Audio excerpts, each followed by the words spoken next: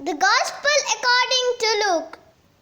A man in the crowd said to Jesus, "Teacher, tell my brother to divide with me the property our father left us."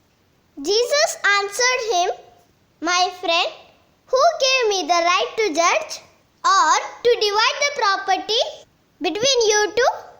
And he went on to say to them all, "Watch out and guard yourselves from every kind of greed, because a person's true life is not made up of the things he owns, no matter how rich he may be." Then Jesus told them this parable. There was once a rich man who had land which bore good crops. He began to think to himself, "I haven't anywhere to keep all my crops. What can I do? This is what I will do." He told himself, "I will tear down my barns and build bigger ones, where I will store my corn and all my other goods. Then I will say to myself, 'Lucky man, you have all the good things you need for many years.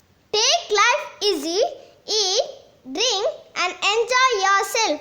But God said to him, 'You fool! This very night you will have to give up your life. Then who will get all these things you have kept for yourself?" And Jesus concluded, "This is how it is with those who pile up riches for themselves but are not rich in God's sight." The Gospel of the Lord. Praise to you, Lord Jesus Christ.